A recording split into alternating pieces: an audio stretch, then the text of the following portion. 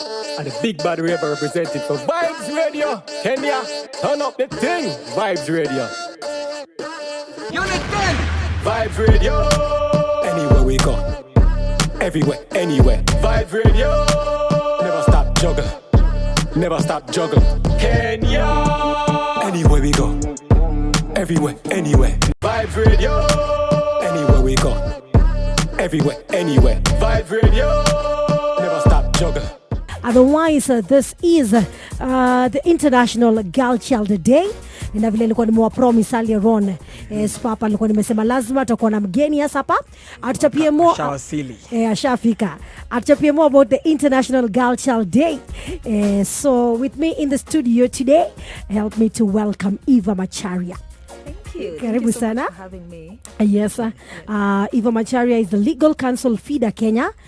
Na hii mwaka theme ya International Children's International Girl Child Day. International Girl Child Day. Theme ni digital generation, si ndio? Yes, our digital, okay, nilikuwa nimesoma nini? Nilikuwa nimeona our digital generation, our generation. Yes. Digital generation, our generation. Yes, and probably you will tell us more. Utatuambia mwacha tukuache ndivyo tuchanue. Maybe unaweza tuambia na International Children Girl Child Day ni day ya nini exactly? Tukisonga. All right, thank you, Selina. So once again, thank you very much for having me. I am delighted to be here. The vibes here. Come on. Yeah, anyway, so today is October 11th. Yes. We're celebrating the International Day of the Girl Child. And I think ni muhimu we first let the listeners know why exactly we're celebrating this day. Yes. So first of all, we are looking at the milestones that the girl child has covered. Now, ukiangalia challenges zenye girls they face out here, there are quite a number. Some of them, they've been placed there by the culture, kuna stereotypes. There are so many things that the girl child has to endure. So this is just a day to just remind people of why we need to empower the girl child, why it is that we need to work towards the fulfillment of their human rights, and all this we are doing towards achieving gender equality. Now, I love the theme for this year. It's the digital generation, and it is our generation. We can't run away from it. It's here with us, so let's deal with it, head on. So some of the challenges, tutaangalia how is it that we're interacting with the digital world, what are the rights that the children have. Na sasa nikisema children, I mean now even the boys and even the girls. Yes. What are the rights that they have, what are the risks, and what can even be done to protect them. Okay. Because tunajua hizi streets za internet. It's true. Yeah. So what are the children's rights in this digital age? Watu wako na rights kweli? Kwanza mimi naangalia wangu naona hata hafai kuwa na simu. Wallahi. Hafai kuwa hata na mali popote karibu na digital, lakini utajipata tu maybe amechukua laptop yangu, amechukua maybe simu yangu. So rights za watoto in the digital age ni kama gani? So I think the most important one is the access to information. Okay. Access to information, and just you can even couple it up na the right to education. Kwa sababu kama sasa last year when COVID came, we saw such a turnaround, vile waliacha kwenda shule, they had to now start doing their classes online. So that's the most important one, the access to information, the right to education. Lakini pia I must say that right there, hata tukisema the right to education digitally, unapata there's a disparity. Juu kuna wale from poor families, those who cannot access internet. In fact, those who don't even have a classroom, we've seen them. So kama wana class, how are they accessing internet? But anyway, so that is just one of the rights that they have. Another one is just the right to expression. Unajua squeeze online, it's not just adults who create content. Hata watoi tunaona Instagram, they're going live with their parents, they're doing reels, they're doing TikTok videos, right? So there is that right of expression. They get to know, so this is what I like, this is what I don't like, this is what I think should be done, like that. And I feel that it's important, especially hapo kwa expression, because they get to even boost their confidence, their public speaking skills. It's also something that that they get to build on. Alafu pia kuna the right to privacy. Right to privacy. Kuna right to privacy. Now unajua kids should have a right to privacy when it comes to digital gadgets, like anaweza hide vitu zenye anafanya nisione, ama right to privacy aje?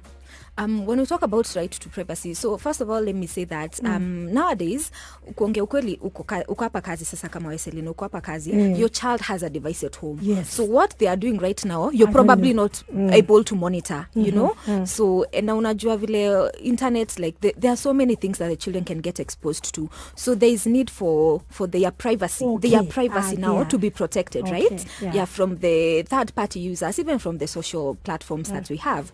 So there is the need to protect their right to privacy. Kama sasa when you look at these social platforms, si kuna zile parental controls zenye zinaekangwa just to make sure that ile information yenye wana access, it is child friendly.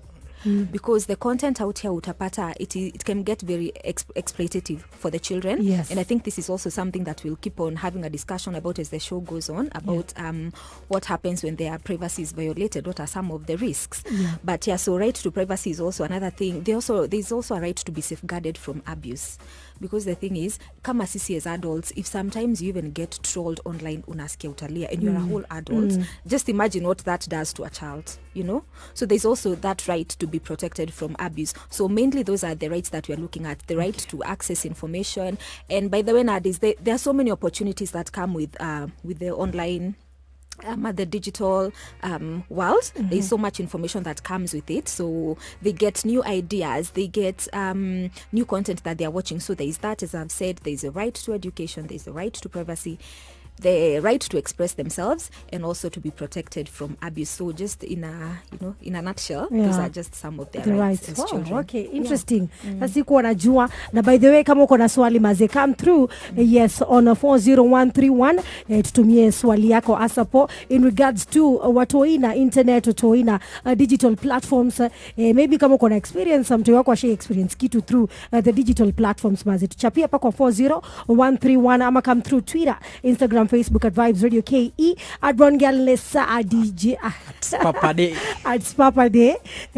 Come through, hashtag Divide by Yard. And before probably we go for another musical break, kidogo tu. Eva, sasa uko poa, nimona sa ushashikaria.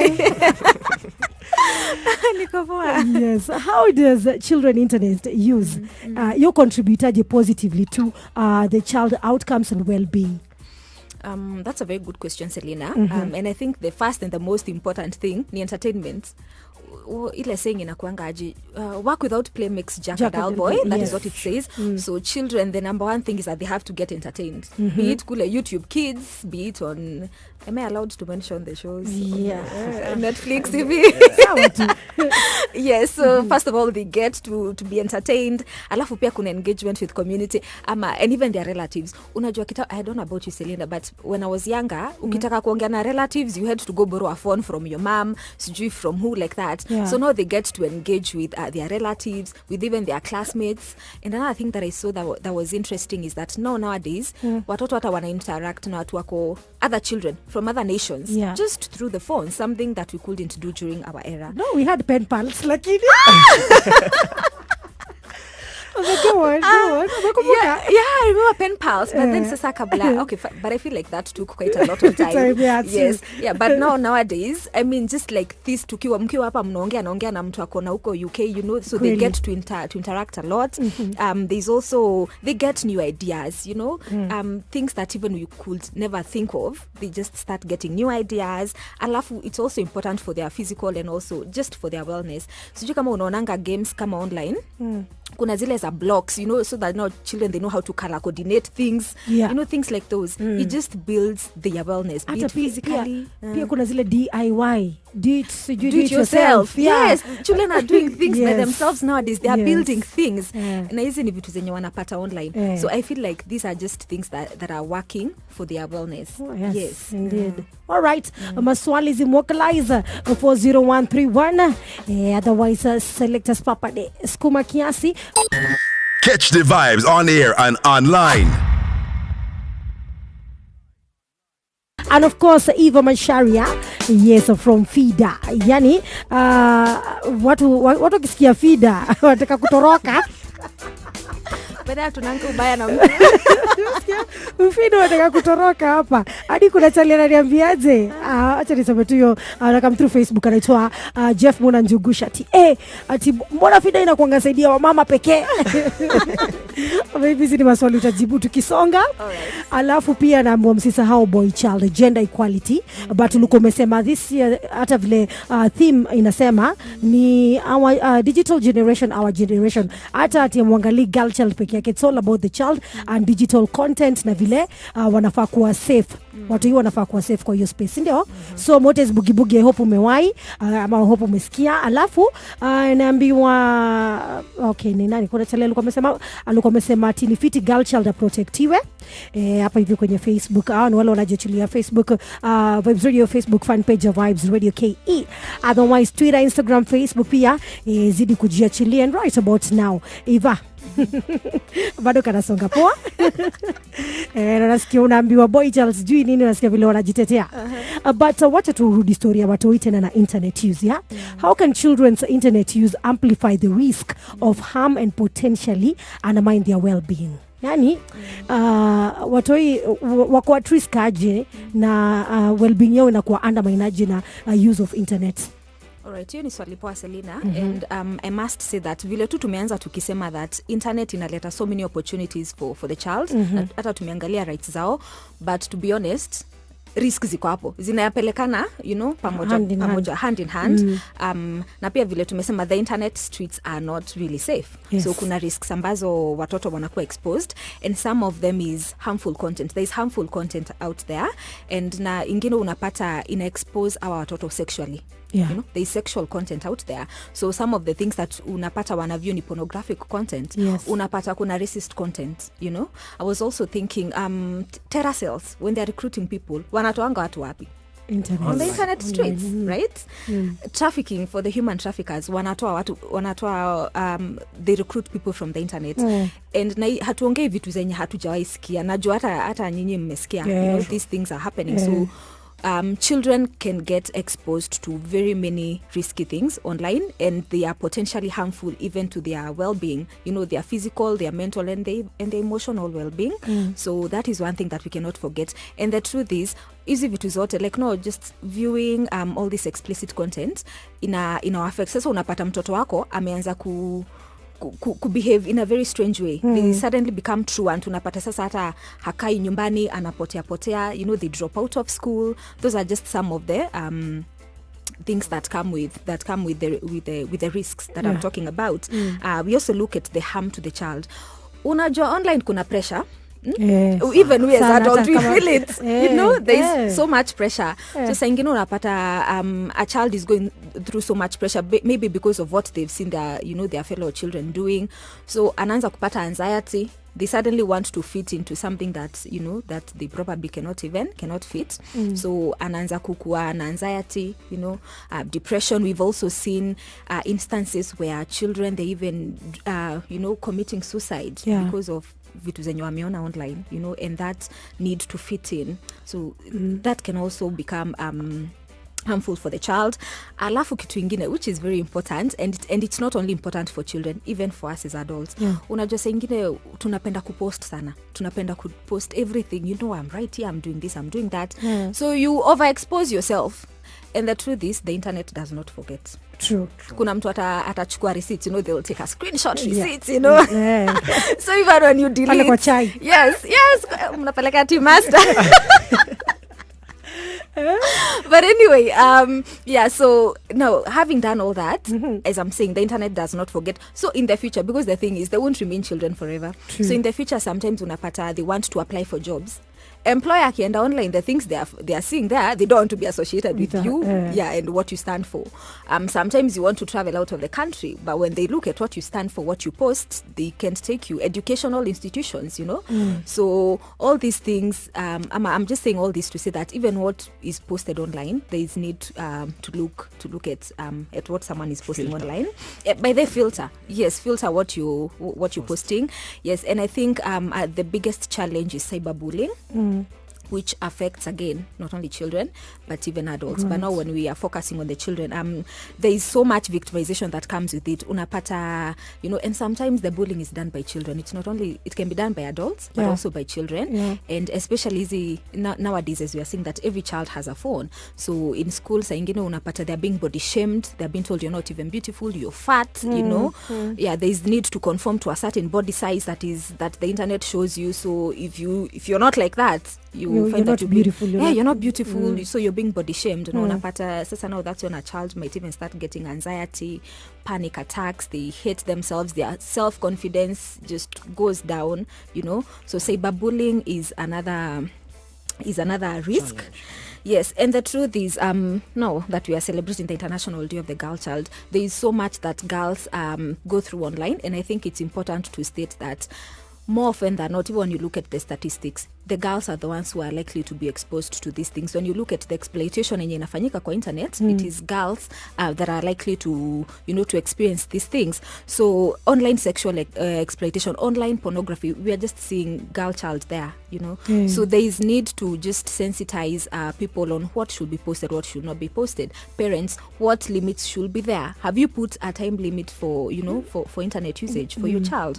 Yeah, so those are just some of the risks involved. But I must say that exposure to inappropriate content, I must say, is the, it's ndio kubwa kabisa. Yeah, ndio kubwa. It's the biggest thing that has to be tackled. Mimi sijui, I think tu wafai kupewa simu. Lakini sasa ile time tuko like hadi watu wanasoma through the phones, laptops. So lazima tutawapatie lazima yeye waende tu digital. So what are the protective factors zenye zinaweza kuwa hapo juu? Mimi na feel sasa ku protect ni afadhali kumnyang'anya. Na bado lazima asome nayo. So what are the protective factors that can be put to use ndio at least watoiwa kuwe safe hata wakitumia hizi mtandao ama wakiingia digital? But I hear what you're saying. Unaona tu akisi yake tu bila simu, like they won't die, they won't lose a kg without their phone. But the truth is we what we have to do sasa si tumesema kuna advantages na disadvantages, so we just have to harness those advantages, we lift them, and then at the same time we also look at what can be done to just limit the risks that are involved. Alafu the truth is risk hazikosangi, hata ukitembea tu na huku kwa barabara anything can happen to you, and you na hauwezi kaa kwa nyumba all the time. So the truth is you just have to brave it out. So anyway, talking about protective factors, so now unaangalia ile riski, unajua sasa you don't deal with things the same way, so unaangalia ile risk yenye mtoto ana face sasa, hiyo ndio una deal nayo. And one of the ways that we've said to avoid them being exposed to harmful content out there, so kuna hizo parental controls, and I love that the social platforms, be it Facebook, be it Instagram, Twitter, they're all coming up with all these measures za parental controls, so that is one of the things. So kama mtoto anatumia simu, at all times always make sure that the parental controls ziko on at all times, so that they don't view any explicit all that content. I think it is also important to let children know that they can trust you as a parent. It's important for them to know that you're there for them. Unawaambia we acknowledge that unatumia simu, lakini ukiwaipata mtu anakuongelesha hivi, just come and tell me, because the first step ya kudeal na cyberbullying, it's talking to a loved one, talking to a parent, to a teacher, to a loved one. So that is a protective measure by itself, letting the child know that they can trust you. So I feel it's important that for parents, they must talk to their children. They must know that, they must let watoto wao wajue kitu ikikuhapenia, you can come to me, we can deal with it together. I also feel it's important for parents to monitor the usage of their children's phones. Kama sasa vile tumesema, limit the time. Si kushinda kwa TV, kwa simu all day, the whole day, literally, they've just become glued, they can't eat. I know you've also, umeona wale watu wenye hawezi kula kama wana simu hapo. They've become zima tu internet kidogo. Yes. kukaliki na amani. Ama stima ipotee. Yeah. That's it. Your house just becomes something else. Yes. Yeah, so parents will monitor the behaviors of the children, because I also feel like ukimonitor unaweza jua mtoto wako amechange tabia, si ndio? Kama you've been bringing them up bringing them up as this child who is very confident, alafu suddenly umeona they are now putting on a long face, they are not going outside, definitely you can know that something is wrong. So let them monitor. Na pia walimu, because they also spend a lot of time with the teachers. It's important to know that they can also speak to the teachers. Na sasa vile tumesema impose restrictions, na pia waongeleshwe for them to know that self-confidence is everything. Not everything that you see on social media is, people have gone through procedures. Yeah, true. Wasipate pressure online. Yes. Wengine pia hata ni kufake. Fake it till you make it. Yeah, for social media. Inapatia pressure sana. Utaumia. Yeah. But now let me ask something, before you go for another very short musical break, Now, for example, you've identified someone who's trying, ama mtu ana bully mtoto wako, umejua mtu ana attack mtu wako hata kwa cyber, ama cyber bully mtoto wako, tuseme hivyo. What steps as a parents am I supposed to take? Ama kuna mtu pia anachocha mtoto wako msichana, maybe anamtisha nudes, anamtisha mapicha. Yes. How do we tackle that? And by the way, so first of all, the social platforms themselves zimekame up na hizo measures. So nowadays you can report someone. Unajua kuna hiyo ya kureport, kuna kuanga na hiyo setting ya kureport mtu. Kuna block, you can mute someone, alafu pia unaweza determine who will see your content, who can send you friend requests, who can comment on your posts. So I feel like the first step sasa ni just look at your page, use the platform itself, use the measures that they have put, because really they have come up with those measures, like reporting, blocking. Ndio kama huyu mtu anashinda anasumbua mtoto wako, they're trolling your child. That is one of the steps, and that can also work for us as adults. Now coming back to your question, that one about sexual exploitation, just as I've mentioned, na unapata that is also part of cyberbullying, cyber dating violence, anakuambia, if you don't send me this, I will post this, I will expose you. And the first, besides just blocking them and muting them or just unfollowing them, it is important, again, as I've said, for a child, they have to report to someone first. Because you see, for example, if they're underage, they may not be able to go to report to the police station just by themselves, so there's need to report to a trusted person, be it a parent, a teacher, a guardian, whoever it is that they feel they can trust. There's also need to report that to the police. The truth is that a majority of the countries are still coming up with these cyberbully laws, or digital laws. So we are still growing, even us in Kenya as a nation, but we also have the even the police who deal with such situations. And so if it is someone that you can identify, if it is someone that because the truth is, nowadays what are these accounts that people use? Unatumia account ingine, pseudo accounts.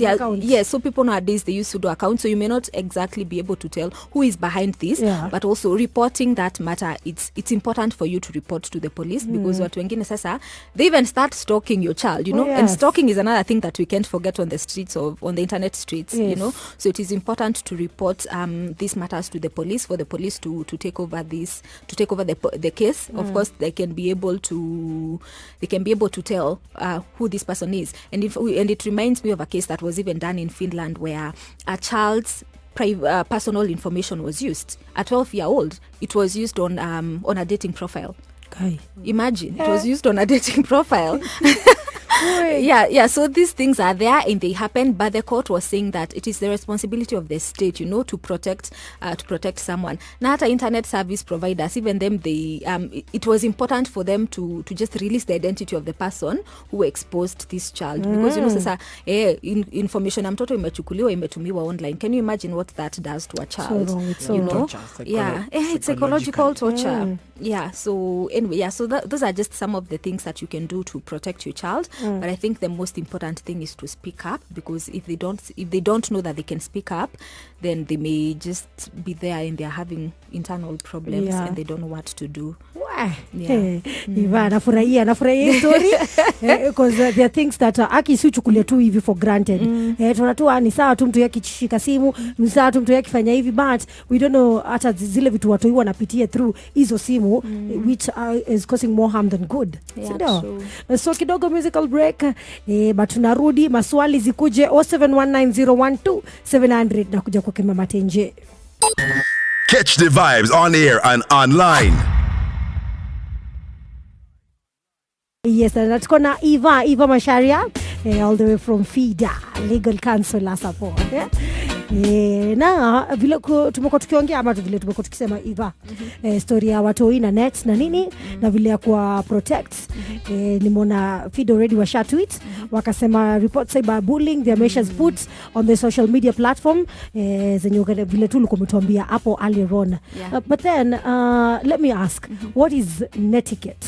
Juu hiyo ni kitu tumesema tunaongea about na kusema kweli hiyo word nimeisikia leo yako netiquette. Right, Selina, kabla nijibu swali ya netiquette, kuna a protective factor that I forgot. Okay. And that is teaching in schools now, teaching the children on just the digital skills on how to protect themselves online. It's very important. Ndio wajue how to interact online, what to do in cases of cyberbullying, as we said. Yeah. So that is a thing that I forgot to say, that it is important for digital literacy skills zikuwe introduced kwa shule, ndio watoto wakuwe wanafunzwa what it is that they need to do in cases of cyberbullying, ama how to deal with the problems as they maneuver around the internet streets. Now going back to netiquette, so netiquette comes from the word etiquette, sindio? Yeah, and etiquette is just so how to behave, in a good way when around people. How do you conduct yourself? So netiquette is just how to conduct yourself online. And today being the International Day of the Girl Child, na theme ya leo vile tumesema, our digital generation, it's our generation. So there are some of the things that children are supposed to do that might help them maneuvering the streets easier. So I just go ahead and list them. Yes, please. All right. So the first part which I must say is always asking their parents for permission. Unaona kama sasa kwa games kuna vile it asks you for a lot of information before you play a game online, sindio? Inakuulizanga jina, your age, your date of birth, your nationality, inakuulizanga tu maswali hata kuingia tu kwa mtandao kama Facebook, lazima uambiwe hizo vitu zote. Yeah, it asks for quite a number of questions. So I think the first and most important thing is ask your parent for permission. What your address, zingine hata zinaitisha address, so that the parent can be able to tell how far is too far, sindio? Yeah, so the first and most important one is ask the parent. The second one is stopping conversations. And when I say stopping conversations, I mean that mtoto akishaanza kuona the conversation has started taking a bad route, mnarushiana maneno, it's nasty conversations. Now someone is asking for your nudes in return for something, for money. The people who ask for nudes for money. Yes, for money. Yeah, so when you see the conversation has suddenly become something that is not okay with you, you can stop the conversation. And as we always say, no is a complete sentence. Thank you. Yes. No, inaishia hapo, full sentence. Yes, that it's a full sentence. So there is need to learn to say no.